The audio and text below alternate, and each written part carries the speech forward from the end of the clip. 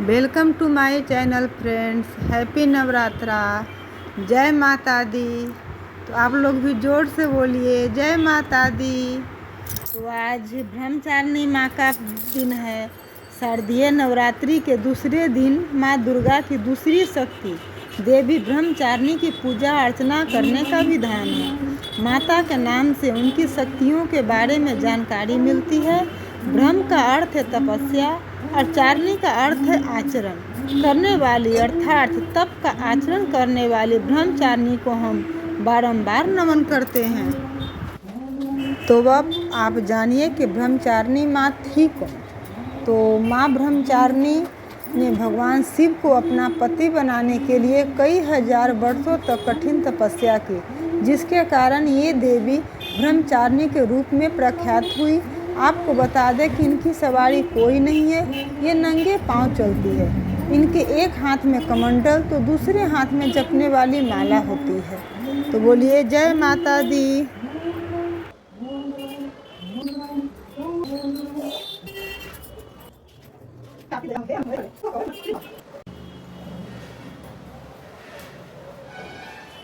प्रथम शैलपुत्री, दूसरी ब्रह्मचारिणी, तीसरी चंद्रघंटा, चौथी कूष्मांडा, पांचवी स्कंदमाता, छठी कात्यायन, सातवीं कालरात्रि, आठवीं महागौरी, नवीं सिद्धदात्री। ये देवी की 9 मूर्तियां हैं और ये नव दुर्गा कहलाती हैं। आग में जलता हुआ, रण में शत्रु से गिरा हुआ, विषम संकट में फंसा हुआ मनुष्य यदि दुर्गा के नामों का स्मरण करे तो उसको कभी भी हानि नहीं होती। रण में उसके लिए कुछ भी आपत्ति नहीं, न उसे किसी प्रकार का दुख या डर ही होता है। हे देवी, जिसने श्रद्धा पूर्वक तुम्हारा स्मरण किया है उसकी बुद्धि होती है। जो तुम्हारा चिंतन करते हैं उनकी तुम निसंदेह रक्षा करती हो। चामुंडा प्रेत पर, बाराही भैंसे पर, रुद्री हाथी पर, वैष्णवी गरुड़ पर अपना आसन जमाती है। महेश्वरी बैल पर, कौमारी मोर पर और हाथ में कमल लिए हुए विष्णु प्रिया लक्ष्मी जी के कमल पर आसन विराजती है। बैल पर बैठी हुई ईश्वरी देवी ने श्वेत रूप धारण कर रखा है और सब प्रकार से आभूषणों से विभूषित ब्राह्मी देवी हंस पर बैठती है। इस प्रकार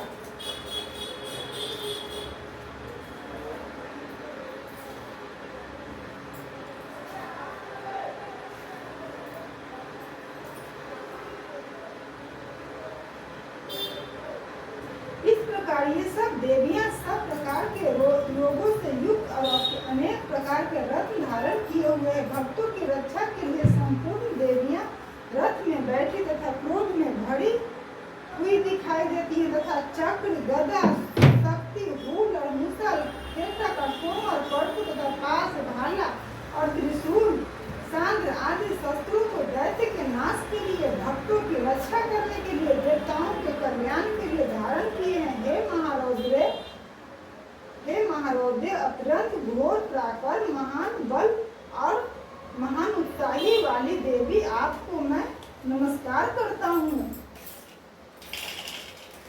हे देवी, आपका दर्शन दुर्लभ है तथा आप शत्रुओं के भय को बढ़ाने वाली है। हे जगदम्बिके, मेरी रक्षा करे।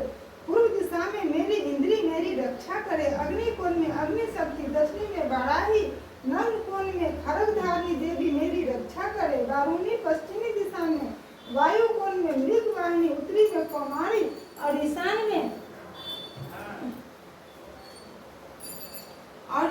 में शूलधारिणी देवी मेरी रक्षा करे। ब्राह्मणी ऊपर की ओर से मेरी रक्षा करे। वैष्णवी देवी नीचे की ओर से मेरी रक्षा करे। और इसी प्रकार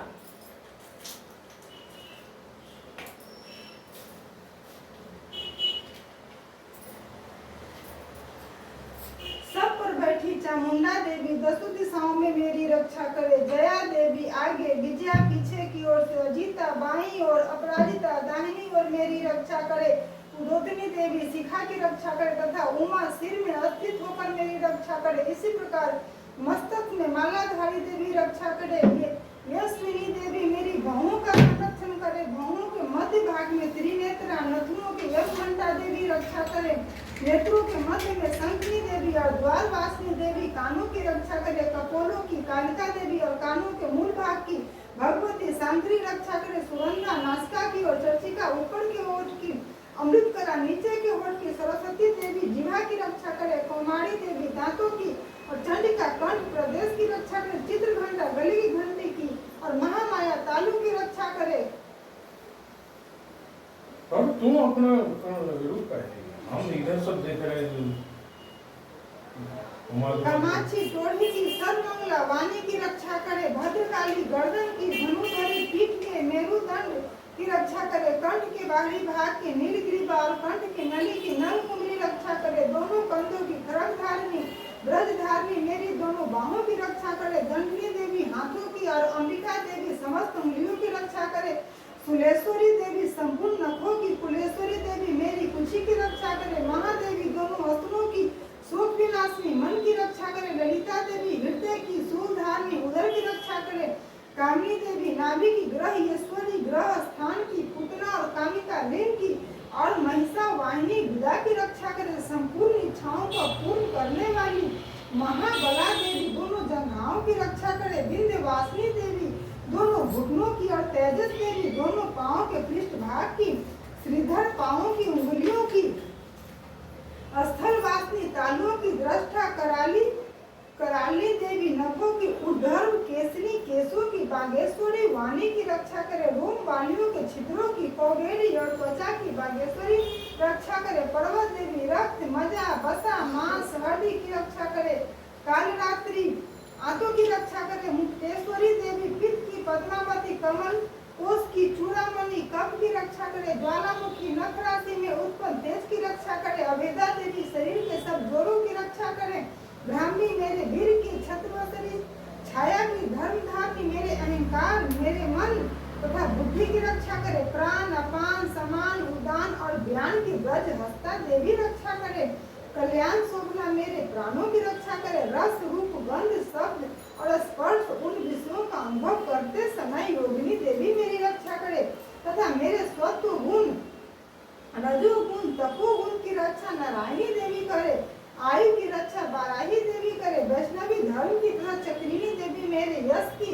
प्रीति लक्ष्मी धन और विद्या की रक्षा करे, इंद्राणी मेरे शरीर की रक्षा करे, और हे चंडिके आप मेरे पशुओं की रक्षा करिए, महालक्ष्मी मेरे पुत्रों की रक्षा करे, और भैरव मेरी पत्नी की रक्षा करे, मेरे पथ की सुखता तथा मार्ग की क्षमाकारी देवी रक्षा करे, राजा के दरबार में महालक्ष्मी तथा सब और व्याप्त रहने वाली विजया देवी चारों ओर से मेरी रक्षा करे, जो स्थान रक्षा से रहित हो और कवच में रह गया हो उसकी पापों का नाश करने वाली जयंती देवी रक्षा करे, अपना शुभ चाहने वाले मनुष्यों को अपना बिना कवच के कभी कहीं नहीं जाना चाहिए, क्योंकि कवच रखने वाला मनुष्य जहाँ जहाँ भी जाता है वहाँ वहाँ उसे अवश्य धन लाभ होता है तथा विजय प्राप्त होता है। वह जिस अभीष्ट वस्तु की इच्छा करता है वह उसको इस कवच के प्रभाव से अवश्य मिलती है। अब इसी संसार में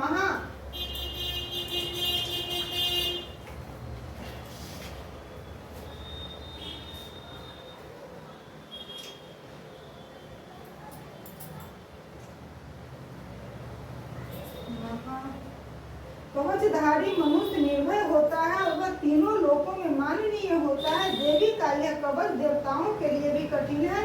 जो नित्य प्रति नियम पूर्वक तीनों संध्याओं को श्रद्धा के साथ इसका पठन पाठन करता है वह अकाल मृत्यु से रहित होकर 100 वर्षों तक जीवित रहता है। उसकी लुता चर्म रोग विस्फोटक आदि समस्त व्याधियां समूल नष्ट हो जाती है। यह स्थावर जंगल तथा कृत्रिम प्रयोग और इस तरह के जितने यंत्र तंत्र मंत्र इत्यादि होते हैं इस कवच के हृदय में धारण कर लेने पर नष्ट हो जाते हैं। इसके अतिरिक्त पृथ्वी पर विचरने वाले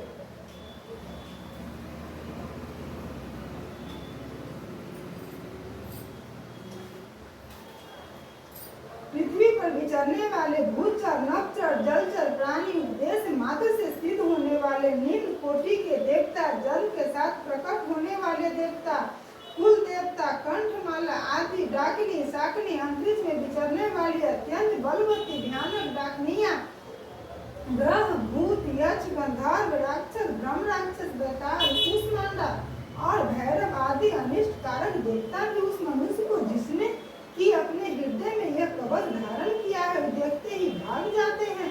इस कवच के धारण करने से मान और तेज बढ़ता है।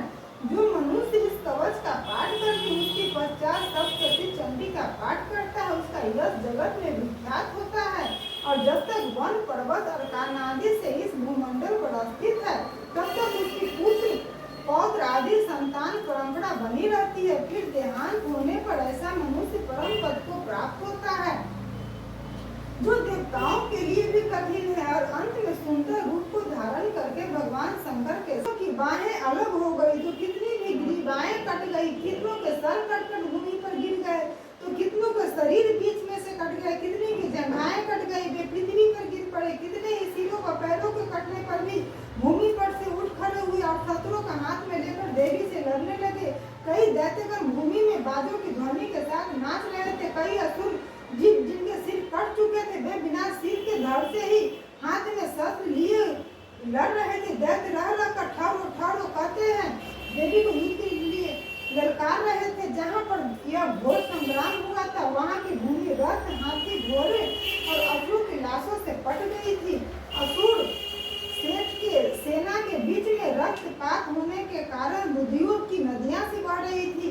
इस तरह देवी ने असुरों की विशाल सेना को क्षण भर में इस तरह से नष्ट कर डाला, जैसे तृण काष्ठ को बड़े समूह को अग्नि नष्ट कर डालती है। देवी का सिर भी गर्दन के बालों को हिलाता हुआ और बड़ा शब्द कराता हुआ असुरों के शरीरों से मानो उसके प्राणों को ढूंढ रहा था। वहां देवी के गणों ने जब दैत्यों के साथ युद्ध किया तो देवताओं ने प्रसन्न आकाश उन पर पुष्प वर्षा की।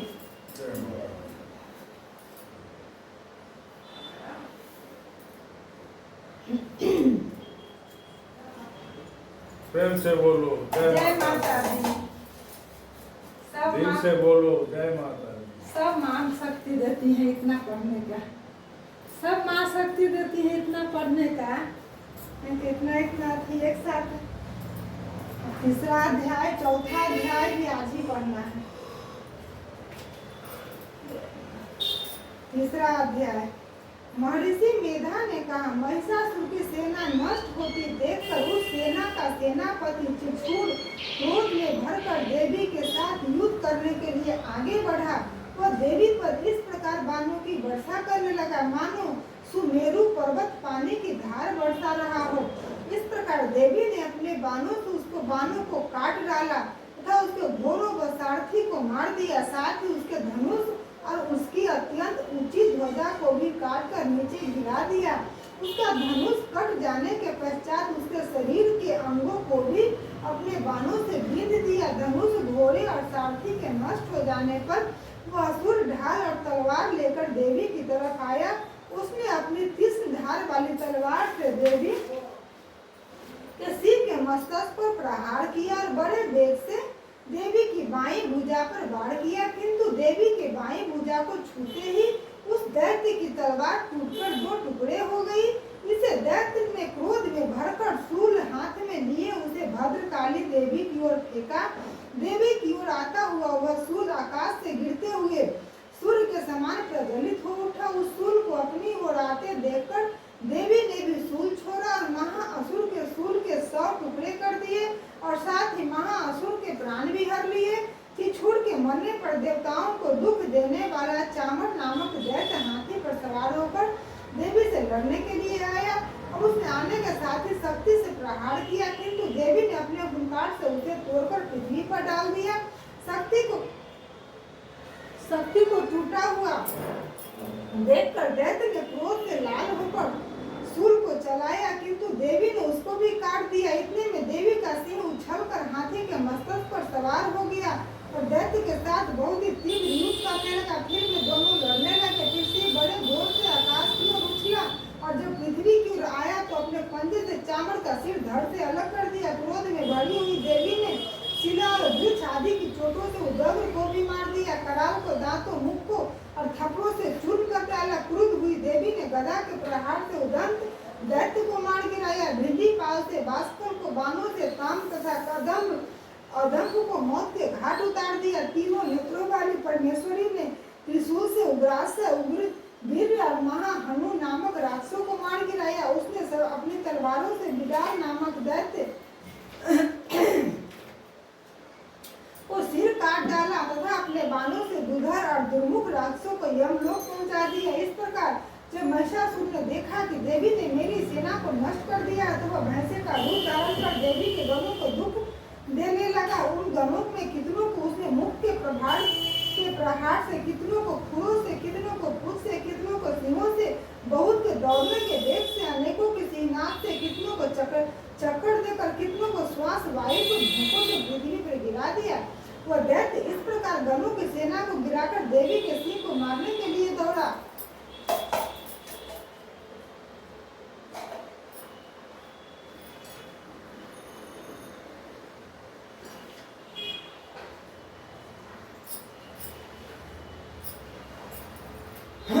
इस पर देवी को बड़ा गुस्सा आया। उस दैत्य भी क्रोध में भरकर धरती को खुदों को खोदने लगा तथा सिंहों से पर्वतों को उखाड़ धरती पर फेंकने लगा। मुख से शब्द करने लगा। महिषासुर के वेग से चक्कर देने के कारण पृथ्वी क्षुब्ध होकर फटने लगी। उसकी पूंछ से टकराकर समुद्र चारों ओर फैलने लगा।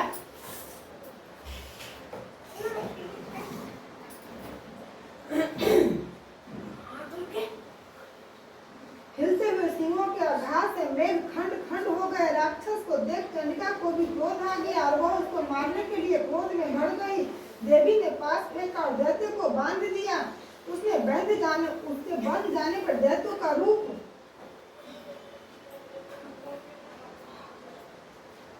त्याग दिया और सिंह का रूप बना लिया। जो ही देवी उसका सिर काटने के लिए तैयार हुई तो उसने पुरुष का रूप बना लिया, जो कि हाथ में तलवार लिए हुए था। देवी ने तुरंत ही अपने बाणों के साथ उस पुरुष को उसकी तलवार ढाल सहित बींध डाला। इसके पश्चात वह हाथी के रूप में दिखाई देने लगा तो अपनी लंबी सूंड से देवी के सिर को खींचने लगा और गर्दन करने लगा। देवी ने अपनी तलवार से उसकी सूंड काट डाली। तब राक्षस ने एक बार फिर भैंसे का रूप धारण कर लिया और पहले की तरह चढ़ अचढ़ जीवों सहित समस्त लोगों को व्याकुल करने लगा। इसके पश्चात क्रोध में भरी हुई देवी बारंबार उत्तम मधु का पान करने लगी और लाल लाल नेत्रों के करके हंसने लगी। उधर बलवीर तथा मत से क्रुद्ध हुए दैत्य भी गरजने लगा। अपने सिंहों से देवी पर पर्वतों को फेंकने लगा। देवी अपने बाणों से उसके फेंके हुए पर्वतों को चूर्ण करती हुई बोली, अरे मूढ़, जब तक मैं मधु पान कर रही हूँ तब तक तू गरज ले। इसके पश्चात मेरे हाथों तेरी मृत्यु हो जाने पर देवता गरजेंगे। महर्षि मेधा ने कहा। यूं कहकर देवी उछलकर उस दैत्य पर जा चढ़ी और उसको अपने पैर से दबाकर सूल से उसके गले पर आघात किया। देवी के पैर से दबने पर भी दैत्य अपने दूसरे रूप से अपने मुख से बाहर होने लगा और अभी वह आधा ही बाहर निकला था कि देवी ने अपने प्रभाव से उसे रोक दिया। जब वह आधा निकला ही दैत्य युद्ध करने लगा तो देवी ने अपने तलवार से उसका सिर काट दिया। इसके पश्चात सारी राक्षस सेना हाहाकार करती हुई वहां से भाग खड़ी हुई और सब देवता अत्यंत प्रसन्न हुए तथा ऋषियों महर्षियों सहित देवी की स्तुति करने लगे। गंधर्व राज गान करने लगे तथा अप्सराएं नृत्य करने लगी। जय माता दी।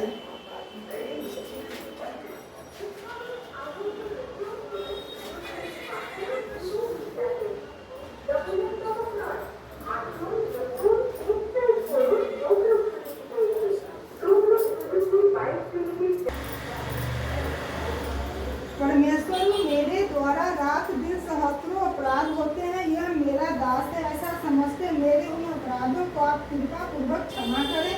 परमेश्वरी, मैं आह्वान नहीं जानता, विसर्जन करना नहीं जानता तथा पूजा करने का ढंग भी नहीं जानता, क्षमा करें। देवी सुरेश्वरी, मैंने जो मंत्रहीन, क्रियाहीन और भक्तिहीन पूजन किया है वह सब आपकी दया का पात्र हूँ। जैसा चाहे करे। देवी परमेश्वरी, अज्ञान से, भूल से अथवा बुद्धि भ्रांत होने के कारण मैंने जो न्यूनता या अधिकता कर दी हो वो सब क्षमा करे और प्रसन्न हो गए। सच्चिदानंद स्वरूपा परमेश्वरी, जगत माता कामेश्वरी, आप प्रेम पूर्वक मेरी यह पूजा स्वीकार करें और मुझ पर प्रसन्न हो। जय माता। बंद कर दिया था। बंद कर